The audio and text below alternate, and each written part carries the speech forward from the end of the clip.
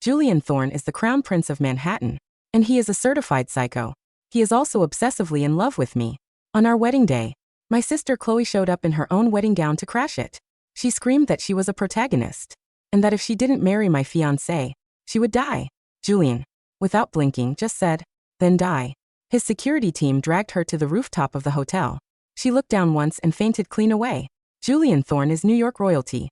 Reckless, ruthless, and completely ungovernable. And for 1 year he was my quiet, secret boyfriend. The secret part was my idea. Julian hated it, but I always managed to put him off, saying the relationship was too new or not stable enough. On our first anniversary, I came home from a shoot, and Julian suddenly presented me with a stack of binders. "Alara," he said, "these are my companies, my properties, my cars, my private equity holdings." He had so many assets, it was absurd. He even owned a few small islands. It took him over 30 minutes to list everything. Goddamn capital. My eyes were burning with the sheer, blinding injustice of it all. "Julian, what is this?" "Alara, we've been dating for a year. We're stable. Marry me. When you do, I'm transferring everything into your name." With that, he got on one knee and produced a ring. I finally understood this was a proposal. The theme of this proposal, to summarize, was what's mine is yours, and what's yours is still yours. This kind of deal doesn't just happen. I didn't trust it. "You're just saying that." "No," he said, his face dead serious. "You won't go public because you don't feel secure. They say men turn bad when they get rich. If I give you all my money, you won't have to worry about me turning bad. That's not a guarantee. My sister Chloe has a thing for taking what's mine. In high school, in college, anytime a guy showed interest in me, Chloe would appear. And just like that, those guys would only have eyes for her. It proved that a man's loyalty has nothing to do with his bank account. This was the real reason I'd kept Julian a secret.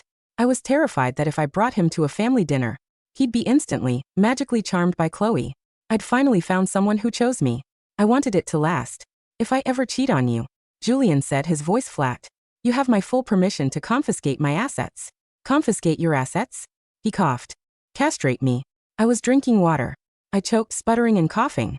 He rubbed my back, all concern. "Slow down." His deep-set eyes were full of genuine worry. I ended up saying yes. Man who is willing to bet his family jewels on his own fidelity. How could I not trust him? I mean, it definitely wasn't about the billions of dollars. Absolutely not. Ugh. This box of deeds is surprisingly heavy. The first thing Julian did after I said yes was post on Instagram a picture of the ring. The caption, "Mine." I thought that would be the end of it. I was wrong. He started posting 3 times a day, more reliably than he ate. "Wife is at work. Miss her. That 3 days until I see my wife." That woke up to this #blessed #no filter. The captions were so sappy I couldn't even read them. "He's Julian Thorn." The comment section was just a sea of fawning OMG goals. I was embarrassed he was defensive. "I'm making up for a year of lost time." I texted back, "Whatever makes you happy." That because of Julian's reputation, everyone in his circle knows not to leak his personal life to the press. So despite his non-stop posting, not a word of it hit page 6. Didn't stop at Instagram. He gave his entire company a 3-day paid holiday. His employees were ecstatic. The company-wide Slack channel blew up. "Thank you, Julian's girlfriend." Julian's girlfriend is a national hero. May Julian and his girlfriend live long and prosper. A happy CEO is a blessing upon us all. When I still hadn't told my family, Julian cornered me. "Alara, is it me? Am I not handsome enough? Not rich enough? Or am I not good enough?" As the heir to the Thorn Empire, his status was untouchable. His face was better than 90% of the actors I worked with as Ford. Not good enough. I shot him a look and rubbed my lower back. He had the nerve to ask, "I just want to tell my family in person." I said, "Before we make a public announcement in person." He blinked and then a slow, dangerous smile spread across his face. "You're taking me home? I didn't realize you were this serious about me." He'd misunderstood. I wasn't taking him home to introduce him. I was taking him home to test him. If he, like all the others, took one look at Chloe and was instantly bewitched, then this relationship didn't need to be announced. It needed to be terminated. But if he passed, if he could withstand her, then it was real. The monthly family dinner was on the 15th. We just stepped inside the front door when I heard voices from the living room. "Chloe, honey, you're saying your sister slept with an investor? And then she had the nerve to steal your role?" It was my mother. Chloe's voice was a pathetic little sob. "Yes. The director promised me the part. He said it was mine. Then right before signing, he said a new, massive investor came on board, and that he and Alara were involved. The investor made him give her the part. Was not what happened. The director and writer had approached me from the beginning. They said they'd written the script with me in mind. The day before I was supposed to sign, my sister heard about the film, met with the director, and suddenly he changed his mind. He told me Chloe just had the right energy. If she was right for the role, I wouldn't have cared. But the character was a cold, cynical detective. My sister has the face of a cartoon chipmunk. Chloe just has this magic. She makes people adore her, makes them want to give her whatever she wants. And the thing she wants most is whatever I have. I should have been used to it, but it still hurt. I've been in a funk for days. Julian, seeing me upset, found out why. To cheer me up, he invested an obscene amount of money in the film, on the non-negotiable condition that I was cast. I learned that day that my sister's magic charm was no match for a 9-figure check. She was furious, so she ran straight to our parents. My mother's voice was sharp. How did I raise such a shameless, disgusting thing? We gave her everything, and she repays us by becoming some investor's whore. And to do it to her own sister. Mom, Dad, don't be mad at her, Chloe said, her voice dripping with fake concern. She's just lost. This industry is so toxic. If you just talk to her, I'm sure she'll see the error of her ways. My father sighed. Chloe, if only your sister were half as decent as you. My mother snarled. I regret the day she was born. Julian's face went dark. His entire posture shifted, radiating a cold fury. Ivas, I'd seen the show 100 times. It was always my fault. I was always the one who had to apologize. To give my things to Chloe. I'd stopped being sad about it years ago. I'd given up on them. Julian started to step forward, and I squeezed his hand. Wait. Needed him to see this. To see my sister for what she really was. Maybe then he wouldn't fall for her. A moment later, the housekeeper saw us. Oh, Miss Alara, you're here. My parents hadn't seen Julian, who was slightly hidden by a large plant. My mother stormed over. Alara, you have the nerve to show your face? We don't have a daughter who sells her body. Get out. She pointed a finger at me. But before you go, you will call that director, give the role back to your sister, and apologize. I kept my voice level. I'm not sleeping with anyone. That investor is my boyfriend, and the movie was written for me. Sister, I heard you've been dating for over a year. Chloe said sweetly. If he's really your boyfriend, why haven't you ever brought him home? The director was clearly just making an excuse for you. My mother was even angrier. You ungrateful brat. Chloe is defending you, and you're still lying. You break up with that sugar daddy now, or you are no daughter of mine. Julian had heard enough. He stepped out from behind the plant, his voice like ice. Who exactly are you telling her to break up with? She doesn't have a sugar daddy. I'm her boyfriend. Sister, this is your boyfriend? Chloe's eyes locked onto Julian. I saw a flicker in them, a bright, hungry spark. He was interested. Julian Thorn is a big deal. Even my social climbing parents knew who he was. You're Julian Thorn? My father stammered. Julian gave a curt nod. My parents' entire world revolved around climbing a ladder that Julian's family had built. They looked from me to Julian, and their faces instantly melted into grotesque, fawning smiles. My mother grabbed my arm, her grip suddenly affectionate. Alara, darling, why didn't you tell us you were dating someone so wonderful? My mother's hand was on my arm, her fingers digging into my flesh with a grip that was supposed to be affectionate, but felt like a talon. Alara, darling, she cooed, her eyes darting nervously to the diamond watch on Julian's wrist. A Patek Philippe that cost more than this house. Why didn't you tell us? The silence in the room was heavy, suffocating. Julian didn't look at my parents. He didn't look at Chloe. He was looking at the hand my mother had wrapped around my bicep. Let go of her, Julian said. He didn't raise his voice. He didn't shout. The tone was conversational, bored even. But the threat in it was so visceral that my mother snatched her hand back, as if I were made of burning coal. We were just surprised, my father stammered, wiping sweat from his upper lip. Mr. Thorn, it's an honor. A true honor. If we had known Alara was bringing you. If you had known, Julian interrupted, finally shifting his gaze to my father, you wouldn't have spent the last 10 minutes calling my future wife a whore. Is that it?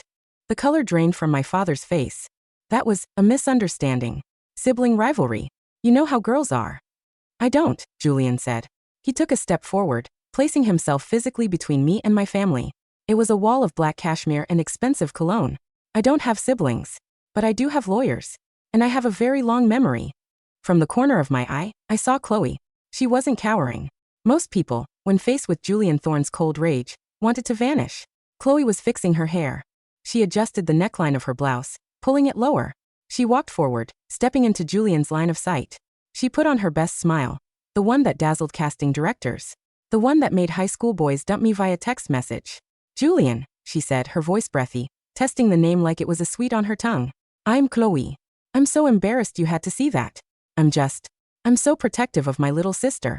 I was worried she was being taken advantage of. She reached out, her hand aiming for his forearm. You have to understand, family comes first. I held my breath. This was the test. The Chloe effect. It was supernatural. It was inevitable. Julian looked down at her hand as it neared his suit. He didn't flinch. He just looked at her face with an expression of clinical curiosity, like a scientist examining a particularly fascinating strain of mold. Do not touch me, he said. Chloe froze. Her hand hovered in midair. I have a very weak immune system when it comes to parasites, Julian continued, his voice flat. And you seem to be a particularly aggressive one. Chloe's mouth dropped open. The charm flickered and died, replaced by shock. Excuse me? You heard me, Julian said. He wrapped an arm around my waist, pulling me flush against him. Alara, are we done here? The air in this house is stale. It smells like mediocrity and desperate debt. I looked at them, my parents, terrified and calculating how to salvage the connection. Chloe, staring at Julian not with hatred, but with a terrifying, obsessive intensity. She wasn't used to being told no. She wasn't hearing no. She was hearing challenge. But for the first time in my life, the person standing next to me wasn't looking at her. He was looking at me. Yes, I whispered. We're done. Good. Julian turned to my father. If you contact her again, I'll buy the bank that holds your mortgage and foreclose on this house out of boredom. Do we understand each other? He didn't wait for an answer. He walked me out the door. The car ride back to the city was silent until we hit the highway. I was shaking. Julian pulled the partition up, separating us from the driver, and pulled me into his lap. Did I pass? He asked quietly into my hair. I let out a shaky laugh. You called my sister a parasite. I was being polite. I wanted to call her something else, but I didn't want to use profanity in front of your mother. I was raised with manners. I buried my face in his neck. Thank you. Don't thank me. I meant what I said, Alara. They don't exist to us anymore. But I knew Chloe, and I knew that not existing was the one thing she couldn't handle. The attack started 2 days later. It began with text messages. Alara, mom is sick. Heart palpitations. She's crying for you. I deleted them. Then came the press leaks. Julian's PR team intercepted a story sold to a tabloid. Julian Thorn's mystery girl, a family wrecker? The source was anonymous, but the details, twisted versions of my childhood where I was the problem child, were pure Chloe.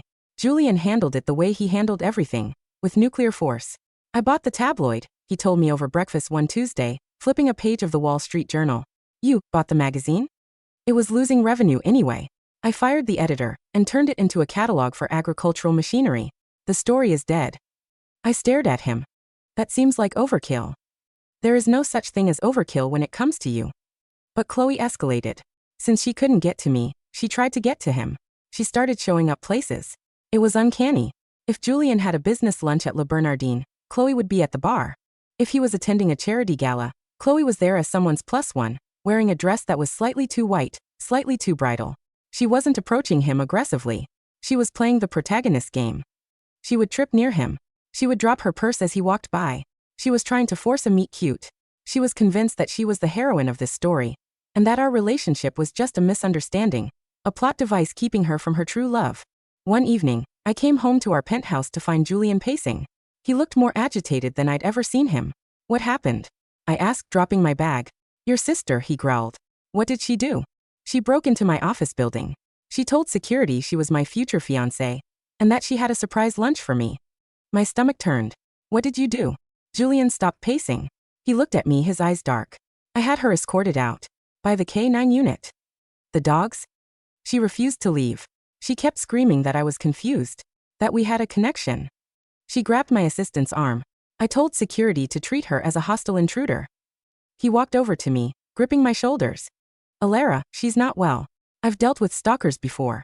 I've dealt with corporate spies. This is different. She genuinely believes she's in a movie. She's always been like this, I said, feeling the old shame creeping up.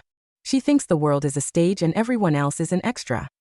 Well, Julian said, his voice dropping to that icy register. She's about to find out that the director is a tyrant. To solidify our standing, and to send a clear message to Chloe, Julian decided to go public. He didn't just post on Instagram this time. He orchestrated a moment. We walked the red carpet at the Met Gala. When the reporters asked about the ring, Julian didn't just smile. He stopped the entire line. This, he said, holding up my hand. It's an heirloom, but it pales in comparison to the woman wearing it. Alara is the only merger I've ever been interested in that's meant to last a lifetime. The clip went viral. Hashtag Julian and Alara trended for 3 days. Chloe's reaction was silence. No texts. No sightings. She's given up, I said tentatively a week before the wedding. Julian was reviewing the security protocols for the venue, the Plaza Hotel. Predators don't give up, Alara. They just wait for the prey to let their guard down. He tripled the security detail. He instituted a no list that consisted of one name, Chloe. If she steps within 500 feet of the plaza, Julian told the head of his security, a man named Graves who looked like he ate concrete for breakfast, I want her removed. I don't care how. Understood, sir. I mean it, Julian said. No scenes. No drama. My wife gets her perfect day. If anyone ruins it, I will ruin them. I felt safe. I really did. I forgot that in Chloe's mind, the climax of the movie always happens at the wedding. The day was perfect. The plaza ballroom was transformed into a forest of white wisteria and crystal. The air smelled of expensive champagne and victory. I wore a custom Vera Wang, sleek and architectural. I didn't want to look like a princess. I wanted to look like a queen. My parents weren't invited. They had sent a letter threatening to sue for emotional distress, which Julian's lawyers had framed and hung in the bathroom. I stood at the altar. Julian was there. He looked devastating in his tuxedo. His eyes were locked on mine, grounding me. You look, he whispered as I reached him, like the only thing that matters. The officiant began. We are gathered here today. The doors at the back of the ballroom didn't just open. They banged open with a sound like a gunshot. The music stopped. The heads of 300 of New York's elite turned. There, standing in the archway, was Chloe. She was wearing a wedding dress.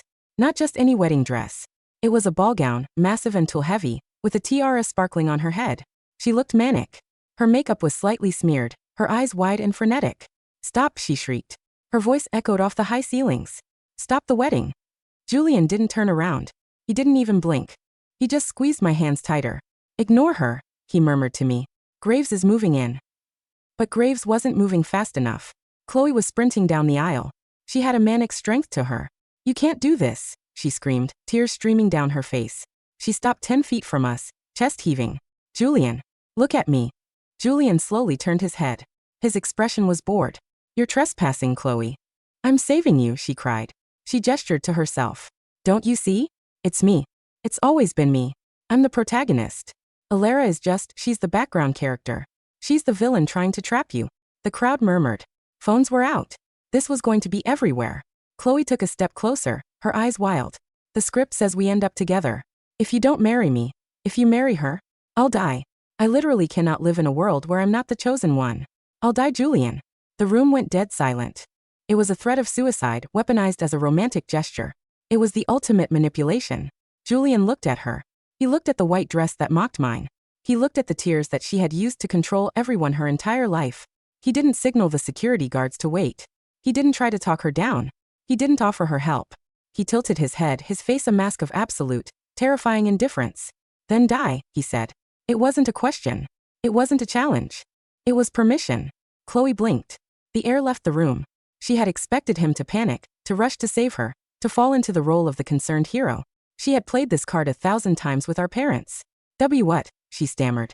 You said you would die, Julian said, checking his watch. I'm not stopping you.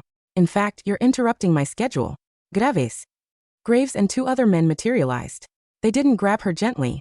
They seized her by the arms of her stolen wedding dress. Get off me. Chloe screamed, kicking and thrashing. I'm the bride. I'm the bride. Take her to the roof, Julian commanded, his voice carrying over her screams. She needs some fresh air. And ensure she doesn't come back down until the police arrive. They dragged her out. Her heels left scuff marks on the white runner. Her screams of I am the main character faded as the heavy oak doors slammed shut. Julian turned back to me. He adjusted my veil, his touch incredibly gentle. Where were we? He asked the officiant.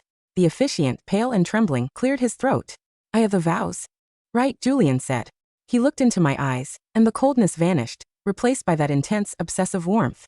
I, Julian, take you, Alara. We found out later what happened on the roof. Graves told us. They had dragged her up to the terrace of the penthouse suite. Chloe had broken free, running to the ledge. She had climbed up, screaming that she would jump, waiting for someone to beg her to stop, waiting for the camera to zoom in. Graves had just stood there. Mr. Thorn said you're free to do as you please, Mississippi. She looked down. 12 stories down to 5th Avenue. The cars looked like toys. The wind whipped her veil, the one she'd likely stolen. The reality of the height, the indifference of the guards, and the sudden realization that there was no audience, no camera, and no script hit her. She looked down once and fainted clean away. She collapsed onto the gravel roof in a heap of white tulle. The police arrived 10 minutes later and arrested her for trespassing, harassment, and violating a restraining order. We were cutting the cake when the news came through that she was being held for a 72-hour psychiatric hold. A shame, Julian said, feeding me a piece of vanilla sponge. I was hoping for a longer sentence. She's sick, I said quietly. She's dangerous, he corrected. But she's no longer our problem. The honeymoon was on one of those private islands Julian had mentioned during the proposal of the binders. It was a week of sun, sand, and Julian turning off his phone. Something his board of directors probably thought was a sign of the apocalypse. On the last night, we were sitting on the deck of the villa, listening to the ocean. I have something for you, Julian said. He slid a thick envelope across the table. If this is another deed to a copper mine, I don't want it, I joked. Open it. I opened the envelope. Inside were legal documents. Transfer of title. What is this? Your parents' house, Julian said, taking a sip of wine. And the deed to the commercial space where your sister was trying to launch her lifestyle brand. I stared at the papers. You bought their house? I told them I would foreclose. I decided buying the debt was faster. I own it now, which means you own it. He leaned forward, his dark eyes glittering. I evicted them this morning. My breath hitched. Julian. They have been relocated to a 2-bedroom apartment in New Jersey. I paid the rent for 6 months. After that, they're on their own. As for Chloe. Yes. I made a deal with the DA. We dropped the charges on the condition she enters a long-term care facility. A secure facility. In Switzerland. I'm paying for it. You're paying for her rehab? I'm paying for her exile, he corrected. She can't leave. Not for a long time. And there are no cameras there. No internet. No audience. Just therapy and silence. I looked at the documents. I thought about my mother screaming at me. I thought about Chloe trying to steal my life because she felt entitled to it. Why? I asked. Because I promised you, Julian said. He stood up and walked around the table, kneeling beside my chair. I told you that if I ever turned bad, you could take everything. But I haven't turned bad, Alara. I've just become efficient. He kissed my hand. They hurt you. They made you feel small so they could feel big. I have simply adjusted the scales. You are the queen, Alara. And a queen protects her realm. I looked at the ocean. I thought about feeling guilty. I waited for the pang of sadness for my parents, for my sister. It didn't come. All I felt was the warm night air, the weight of the diamond on my finger, and the absolute certainty that the man kneeling beside me was a psycho. But he was my psycho. Thank you, I whispered. Anything, he said, and I knew he meant it. Now come inside. I want to discuss the acquisition of a vineyard in Tuscany. I think you'd look good running a wine empire. I smiled. Only if I can fire people. Julian grinned, a sharp, dangerous, beautiful thing. That's my girl. The end.